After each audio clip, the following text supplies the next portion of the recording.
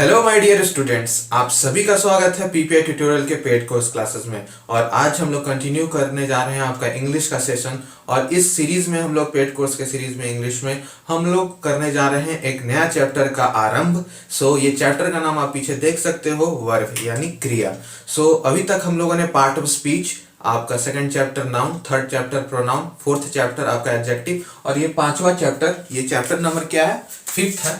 Topic number fifth है आपका verb. Start करेंगे। वर्ब बहुत इंपॉर्टेंट है और शुरू का जो noun pronoun adjective part of speech ये बहुत इंपॉर्टेंट है। रूल्स वगैरह सब रिवाइज करते रहिए और खासकर आपका एडजेक्टिव प्रोनाउन बहुत ही महत्वपूर्ण है आपका, क्योंकि यहाँ से डायरेक्ट क्वेश्चंस भी बनते हैं एग्जामिनेशंस में, ठीक है। और आगे चल के जब प्रीपोजिशंस वगैरह करेंगे, प्रीपोजिशन से तो हर साल 1 से 2 क्वेश्चन फिक्स है कि आता ही है और इस साल भी आया है, ठीक है। तो अब नया चैप्टर का शुरुआत कर रहे हैं वर्ब क्रिया का, ठीक है। और जो भी बच्चे को दिक्कत हो रहा है रिवीजन कीजिए, नोट्स बनाइए, उसको रोज 1-2 बार रिवाइज कीजिए, आपको सारा चीज क्लियर हो जाएगा, ठीक है। और धीरे धीरे सब हम लोग कंप्लीट कर लेंगे, ठीक है। और जितना रिवाइज कर सकते हैं करते जाइए, ठीक है। आपका स्टार्ट करते हैं हम लोग टॉपिक वर्ब, ठीक है। टॉपिक वर्ब है, ठीक है। वर्ब क्या है ये सब हमको पता है, सभी लोगों को पता है। क्रिया कहते हैं इसको। अब क्रिया का अर्थ क्या है यहाँ पे, तो क्रिया का मतलब क्या होता है आपका, क्रिया जो हम यहाँ लिखे हुए हैं, तो क्रिया वह शब्द है, यानी वर्ब वह शब्द है जिसके किसी के कार्य या व्यापार, ठीक है, कार्य या व्यापार, आपका अधिकार, संबंध या अवस्था, ये सब का बोध कराए। यानी किसी के कार्य या एक्शंस वगैरह का आपका या आपका अधिकार पोजीशन, ठीक है, फिर आपका रिलेशन संबंध, ठीक है, या आपका अवस्था स्टेट ऑफ बीइंग, ठीक है। इसको क्या बोलते हैं, स्टेट ऑफ बीइंग, अवस्था को। तो ये जो 4 शब्द हैं, 1 2, इसको एक ही में ले लीजिए, एक्शंस को, पोजीशंस को, रिलेशंस को, तो ठीक है, इसको एक में ले लीजिए और इसको तीसरा ले लीजिए, ठीक है। एक्शन एक शब्द डाल दीजिए, पोजीशन और रिलेशन सेकंड में डाल दीजिए और थर्ड को स्टेट ऑफ बीइंग। ये तीनों शब्द हैं, कार्य व्यापार, अधिकार संबंध और अवस्था। ये आपका क्रिया का काम है बताने का, ठीक है। A verb is a word which donates an action, position, relation और आपका स्टेट ऑफ बीइंग। यानी आपका ये 3 चीज बताता है, आपका कार्य, संबंध और अधिकार और अवस्था या स्थिति, ठीक है। तो ये आपका बताता है, ठीक है, किसी भी अपना सेंटेंस में, ठीक है। तो एग्जांपल्स आपके हो गए, जैसे हंसना, लाफ, ईट, खाना, go, run, play, am, is, are, can, could, shall, will, could etcetera. बहुत सारे आपके वर्ब रहते हैं, ठीक है, सब आपके वर्ब हैं, ठीक है। अब बहुत ही इजी और सबसे इजी चैप्टर से, बस थोड़ा बहुत रूल्स वगैरह देखना है और ये चैप्टर जल्द फिनिश हो जाएगा। तो आइए स्टार्ट करते हैं आपका अब एक्शन से। यहाँ पे जैसा कि मैंने आपको यहाँ पे 1, 2 और 3 लिखवाया, ठीक है। यहाँ पे आपका कार्य, व्यापार, अधिकार, संबंध और अवस्था। तो सबसे पहले कार्य यानी एक्शंस का मतलब हम जो कार्य कर रहे हैं, यानी जो नाउन प्रोनाउन कार्य कर रहा है उसका एक्शन बताना, ठीक है।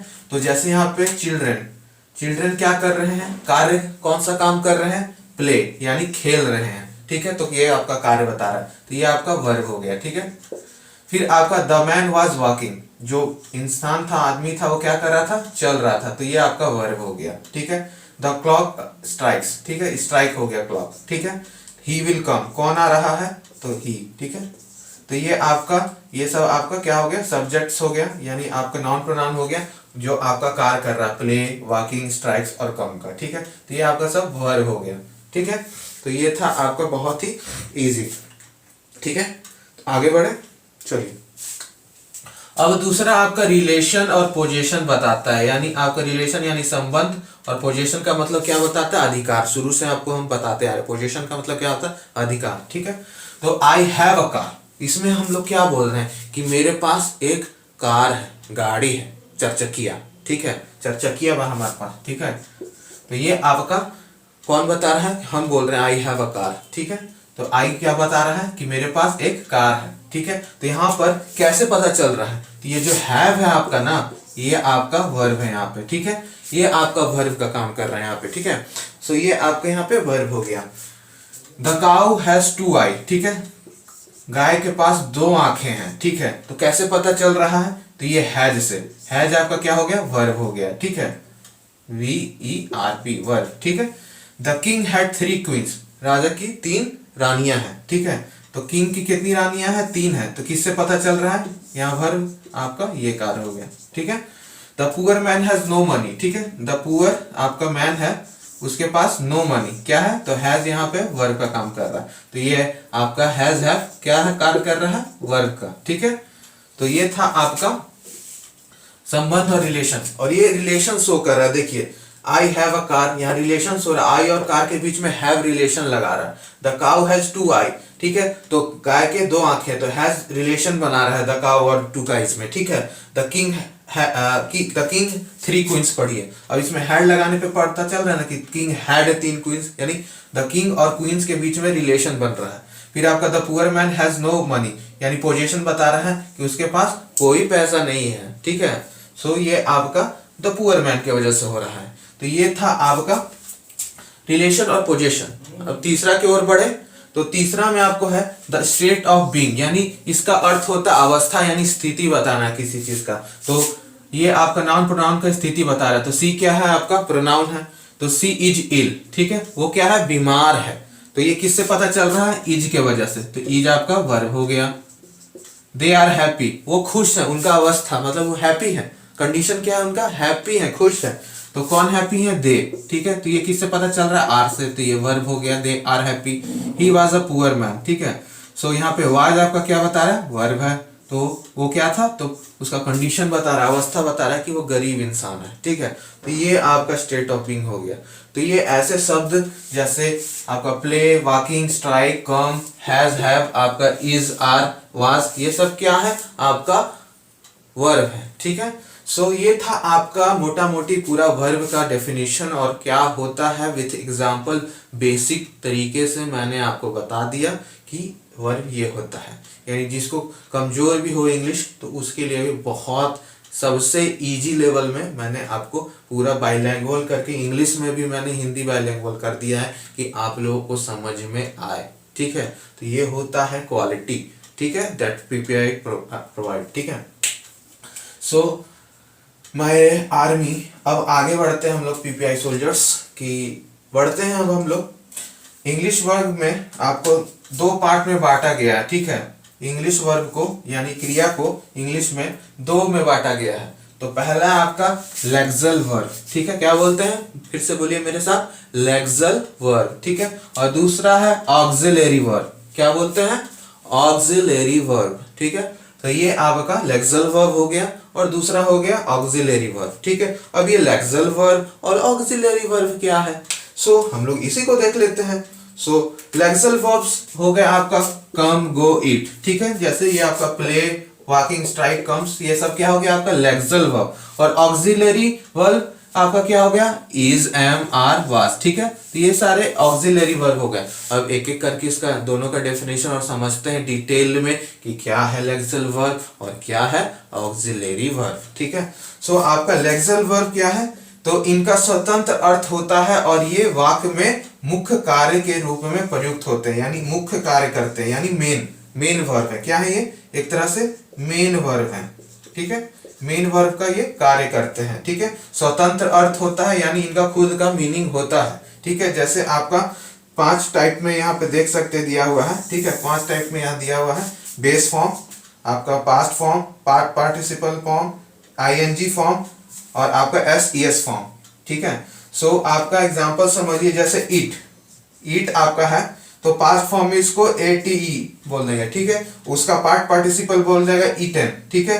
फिर उसको आईएनजी फॉर्म में बदलेंगे तो ईटिंग, ठीक है। और आगे ये यूज होगा, टेंस में बहुत यूज होगा, एक्टिव पैसिव वॉइस सब जगह यूज होगा, ठीक है। इसलिए अच्छा से समझिए। फिर इसको हम लोग एसईएस फॉर्म में यानी बदलेंगे तो इसको हम लोग इट्स बोलेंगे, ठीक है।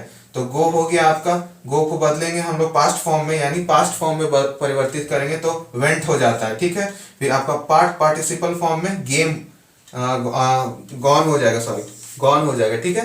तो गॉन हो जाएगा, फिर गोइंग आईएनजी लग जाएगा, फिर आपका गोज हो जाएगा, ठीक है। उसी तरह लाफ का आपका लाफ्ड हो जाएगा, फिर पार्टिसिपल फॉर्म में भी आपका लाफ्ट हो जाएगा, और फिर आईएनजी लगा दीजिएगा तो आईएनजी फॉर्म में चला जाएगा और आपका एसईएस में आपका लाफ्स हो जाएगा। तो इस प्रकार से आपका इंडिपेंडेंट है और इसको हम लोग आगे यूज करेंगे base form, past form, part participle, आपका आईएनजी और एसईएस फॉर्म जो होता है V5 फॉर्म, और V4 फॉर्म इसको क्या बोलते हैं V4 और V5 फॉर्म, ठीक है। सो इसको V4 और V5 फॉर्म बोलते हैं, जिसको हम लोग आगे डिटेल में करेंगे। और वर्ब में इसका बहुत इंपॉर्टेंस है और हम लोग इसको बचपन से करते आए हैं, याद है कि नहीं, ING, V4 form, V5 form. तो ये आगे हम लोग अच्छा से जब स्ट्रक्चर्स लिखेंगे, हर सेंटेंस का एक structure, subject plus verb plus object बनाएंगे V4 और V3, तब वहां पे ये चीज बहुत काम आएगा। तो ऐसा इसका मैं आपको एक भेजूंगा चार्ट, तो आप अच्छे से कुछ इंपॉर्टेंट वर्ड्स का, जिसका सारा आपको बेस फॉर्म से लेके V5 फॉर्म तक आपको रहेगा, वो आपको खुद याद करना होगा, क्योंकि वो रिमेम्बरिंग पार्ट है, ठीक है। और ये बहुत यूज होगा आपको आगे टेंस में, ठीक है। तो इसको अच्छे से क्लियर कर दीजिएगा और इसको VVI डाल दीजिए कि हमें इसे याद करना है, इसका चार्ट को, ठीक है। 1-2 पेज का चार्ट होगा जो बहुत ईजी है, आपको याद करना होगा, ठीक है। मैं आपको ग्रुप में सेंड कर दूंगा, आपके प्राइवेट ग्रुप्स में, ठीक है। सो ये था आपका लेक्सल वर्ब। क्या था ये? तो लेक्सल वर्ब का आपका स्वतंत्र है। ईट का मतलब क्या होता है? खाना। तो स्वतंत्र है, इसमें कुछ और जोड़ना पड़ेगा नहीं। ईट बोल दिए तो मतलब क्या हो गया? खा रहे। गो मतलब जा रहे। लाफ मतलब हंस रहे। तो ये इंडिपेंडेंट है, यानी इसमें और कोई चीज का जरूरत नहीं है, बस वर्ड यूज कर दीजिएगा तो हमें पता चल जाता है कि क्या काम हो रहा है। लेकिन जब ऑक्सिलरी वर्ब का बात करते हैं तो हमें कुछ नहीं पता चलता कि क्या हो रहा है। बस ऑक्सिलरी वर्ब का मतलब यही होता है कि इसका कोई निश्चित अर्थ नहीं होता, ठीक है। ये जब सेंटेंस में प्रयोग करते हैं तब पता चलता है। तो इसका प्रयोग के आधार पर इनका अर्थ बदलते रहते हैं। तो इनका जब हम सेंटेंस में यूज करेंगे तो इसका अर्थ बदल जाएगा। तो यहाँ पे भी तो वही मैं चीज कह रहा हूँ, आपका लेक्सल में मतलब आपका मेन वर्ब के जैसा काम करता है। इसका इंडिपेंडेंट होता है अर्थ, स्वतंत्र रूप से हम लोग इस शब्द का प्रयोग करते हैं। और आपका ऑक्सिलरी वर्ब में हम लोग नहीं करते हैं। क्यों? क्योंकि इसका निश्चित नहीं है। तो जैसा हम लोग वाक्य में अर्थ में यूज कर रहे हैं उसी के आधार पर आपका अर्थ बनेगा। तो जैसे आपका इनका अर्थ आपका टेंस में आपका हो गया, वॉइस में होगा, जैसा कि मैंने बोला ये सब आपका यूज होगा टेंस वॉइस में। फिर मूड बताने के लिए, फिर क्वेश्चंस पूछने के लिए और नेगेटिव सेंटेंसेस बनाने के लिए, हर जगह मतलब क्वेश्चंस और नेगेटिव सेंटेंसेस बनाने के लिए हम लोग इनका प्रयोग करते हैं। तो जैसे इतना बड़ा लिस्ट है तो इसको आपको याद करना है, ठीक है। इतना आपका ऑक्सिलरी वर्ब के जैसा काम करता है, जिसमें यूज टू हो गया, बहुत इंपॉर्टेंट है यूज टू। इसका मैं आगे आपको डिटेल में बताऊंगा भी। कुड हो गया, मे हो गया, ये सब आपका वुड हो गया, ये सब आपका बहुत इंपॉर्टेंट है, ठीक है। तो ये सबको स्टार मार्क कर लीजिए। आगे मैं इसका सेपरेट यूज भी आपको इसी चैप्टर वर्ब में बताऊंगा, ठीक है। ये सब बहुत इंपॉर्टेंट हो गया। तो am, is, are, was, were, has, have, had, do, does, did, be, been, being, shall, should, will, could, can, could, may, might, must, ought, ये भी बहुत इंपॉर्टेंट है। नीड, डन, यूज टू, ठीक है। यूज टू तो बहुत important है, ठीक है। यूज टू, कुड, में, ये सब बहुत इंपॉर्टेंट ऑक्सिलरी वर्ब है। तो क्या इज बोलने से कुछ पता चल रहा है? इज बोल दिया, क्या अर्थ इसका होगा? कुछ बता रहा है, कुछ इंडिपेंडेंट है क्या? कुछ इससे पता चल रहा है कि क्या हो रहा है? राम इज, चलिए राम इज बोल दिया, तो राम इज क्या कर रहा है राम? तो अब बताइए। तो इसमें हम कुछ अगर इंडिपेंडेंट जोड़ेंगे, जैसे फॉर एग्जाम्पल आपका हो गया द मैन वाज, ठीक है। तो द मैन वाज हो गया तो बोलने से कुछ पता चलेगा। वॉकिंग बोलेंगे तब ना पता चलेगा कि जा रहा है। तो ये लेक्सल वर्ब हो गया। क्या हो गया? ये आपका लेक्सल वर्ब, ये आपका लेक्सल वर्ब हो गया। और ये आपका ऑक्सिलरी वर्ब हो गया ए भी, ठीक है। ये आपका लेक्सल वर्ब हो गया play, children play, lexical verb. He will come, तो ये आपका लेक्सल वर्ब हो गया। और विल आपका क्या हो गया? Auxiliary verb. उसी तरह से आई हैव अ कार, ये आपका हैव कुछ बता रहा है नहीं, तो ये ऑक्सिलरी वर्ब हो गया। हैज भी आपका ऑक्सिलरी वर्ब, हैड भी आपका ऑक्सिलरी वर्ब, हैज भी आपका ऑक्सिलरी वर्ब, इज भी आपका ऑक्सिलरी वर्ब, आर भी ऑक्सिलरी वर्ब, वाज भी ऑक्सिलरी वर्ब, ठीक है। तो आपका ये हो गया। तो आपका ये तरीके से आपको करना है, ठीक है। तो ये था आपका basics lexical verb and auxiliary verbs and verb क्या है और लेक्सल और ऑक्सिलरी में क्या डिफरेंसेस है। तो ये सारी चीजें अभी हम लोगों ने स्टडी किया। अब आगे बढ़ते हैं, थोड़ा सा और डिटेल में चलते हैं और इस चैप्टर में बहुत मजा आने वाला है। तो अच्छे से दम कॉन्सेंट्रेट होकर लेक्चर को देखिए 1 बार 2 बार और शुरू से रिवाइजन करते चलिए, ठीक है। रिवीजन इज वेरी इंपॉर्टेंट, ठीक है। तो प्लीज डू रिवाइज, ठीक है, एवरी डे, ठीक है, जो भी पढ़ा रहे हैं। और जितने भी प्रीवियस ईयर्स आपको कराए गए हैं उसको भी रिवाइज कीजिए, ठीक है। अब धीरे धीरे आपको प्रीवियस ईयर भी समझ में आने लगेगा, ठीक है। तो अभी आपको नाउन प्रोनाउन एडजेक्टिव हो गया है, तो आपको अधिकतर आपका पार्ट ऑफ स्पीच से क्वेश्चंस जो नाउन प्रोनाउन एडजेक्टिव और वर्ब पे भी बनेगा ना, आपको अब समझ में आने लगेगा क्योंकि उसके पीछे का फंडा क्या है। तो चलिए आगे बढ़े, चलिए आगे बढ़ते हैं।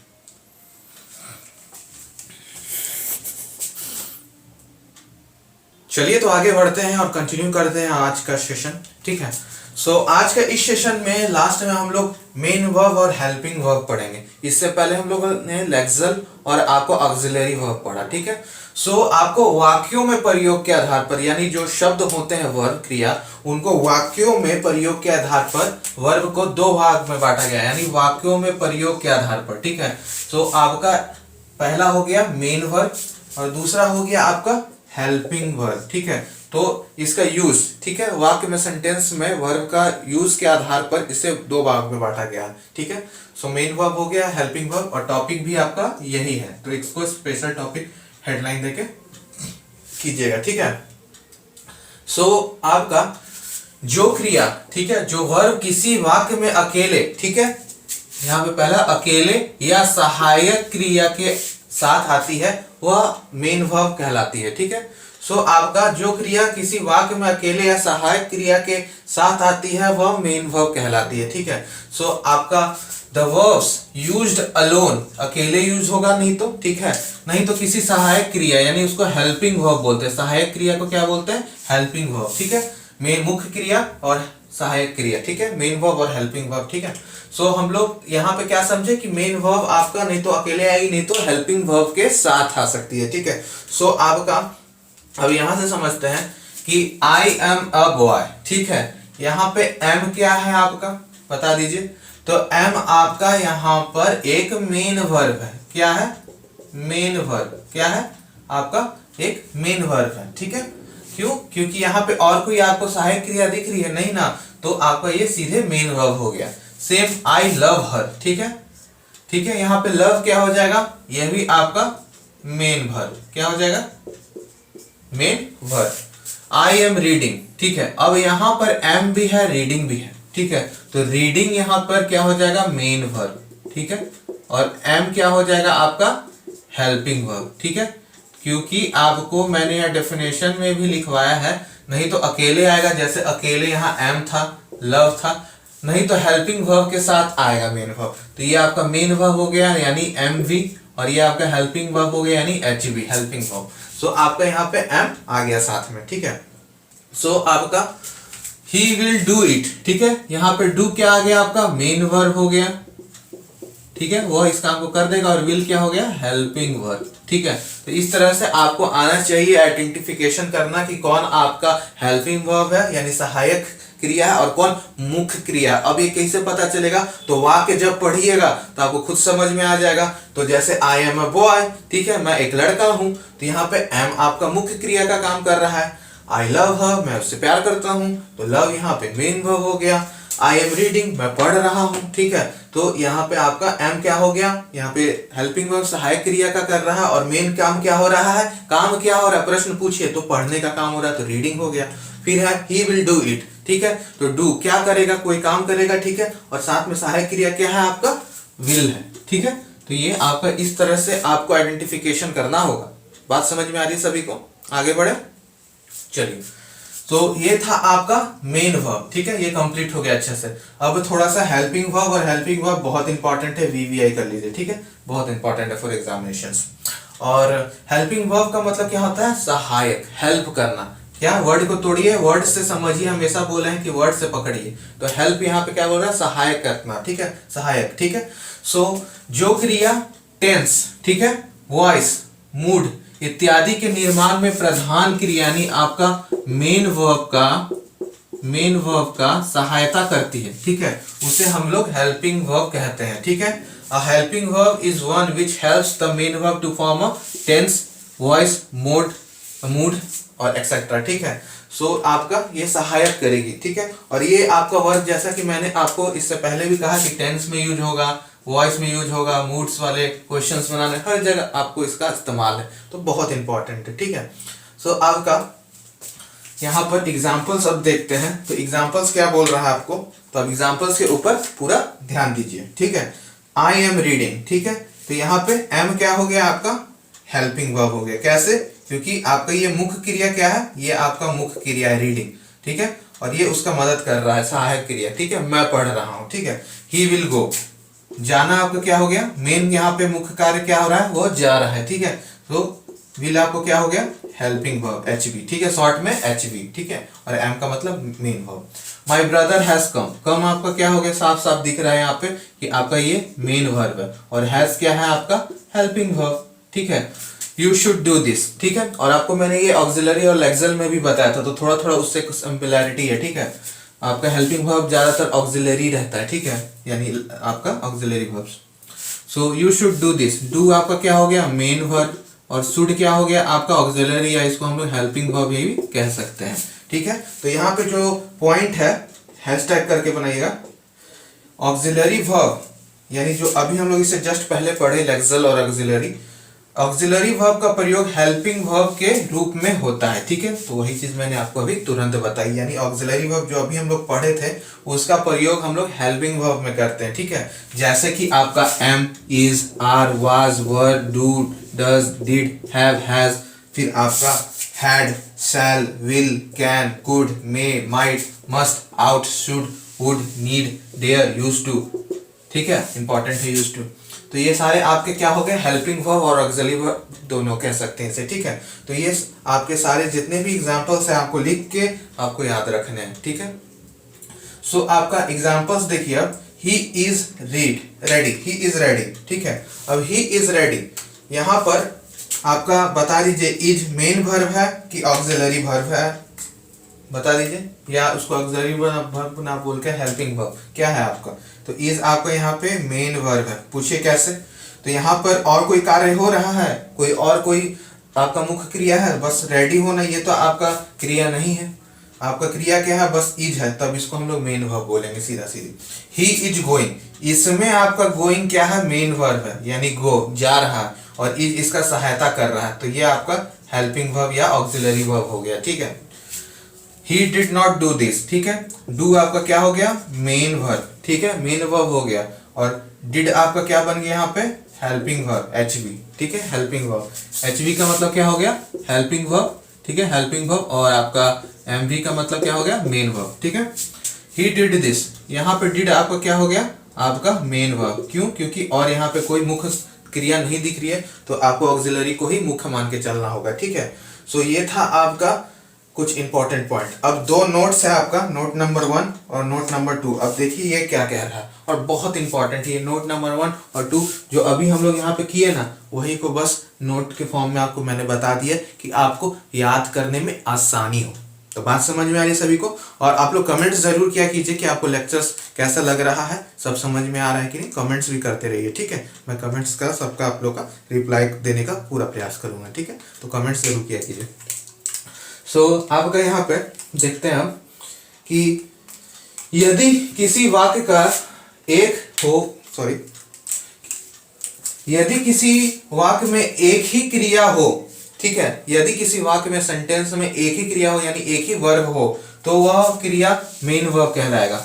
तो यहाँ पे जो पॉइंट देखे हम लोग, ये आपका ये दोनों उसी का उदाहरण है। यानी ही इज रेडी में बस एक ही क्रिया है, वो इज है, तो इसलिए इसको हमको मुख्य मानना होगा। क्योंकि ये हेल्पिंग वर्ब में आता है आपका इज, लेकिन फिर भी एक ही है, ठीक है। तो नोट नंबर 1 यही कह रहा है, अगर नहीं है तो हमको इसको मेन वर्ब मान के चलना होगा, क्योंकि और कोई सहायक क्रिया है ही नहीं, तो सहायक क्रिया को ही हम लोग मेन वर्ब मानेंगे उस। तो ये आपका नोट नंबर 1 यही एग्जाम्पल है, नंबर 1 और ये नंबर 2 उसका एग्जाम्पल, ठीक है। सो आपको ये मानना पड़ेगा। तो जैसे आई हैव अ डॉग, तो यहाँ पर हैव क्या है, आपका ऑक्सिलरी वर्ब है, लेकिन यहाँ पे और कोई आपका मुख्य नहीं है क्रिया, इसके वजह से मेन वर्ब नहीं है, तो इसको हम लोग मेन वर्ब मानेंगे, ठीक है। तो ये MV हो गया, ठीक है। Is that understood to everyone? Now we will move to next example, that is he is a boy, ठीक है। He is a boy, here is आपका क्या है, आपका ऑक्सिलरी वर्ब है, लेकिन और कोई इसमें क्रिया नहीं है, तो इसको भी हम लोग को मेन वर्ब मानना होगा। तो आपको बातें समझ में आ रही है कि नहीं, मैं क्या समझाने का प्रयत्न कर रहा हूँ, ठीक है। तो आप सभी को आ रहा होगा।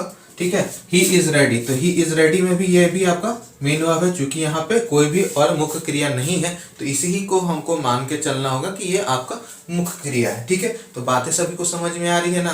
ठीक है, सो अगला और लास्ट आज का सेशन का नोट नंबर 2 पे चले, और इसी के साथ हम लोग यहाँ पे लेक्चर समाप्त करेंगे आज का। ठीक है, और अच्छे से रिवीजन करते रहिए। ठीक है, practice makes the man perfect. ठीक है, और ऑल्सो गर्ल्स। ठीक है, सो आपका यहाँ पे देखना है, यदि किसी वाक्य में 2 या 2 से अधिक वर्ब हो। अब देखिए, यदि किसी वाक्य में 2 या 2 से अधिक, यानी 1 से अधिक या 2 से अधिक, 2 भी मान के चलिए चूंकि 2 बोल रखा है, 2 से अधिक वर्ब हैं, तो एक के साथ प्रयुक्त हो।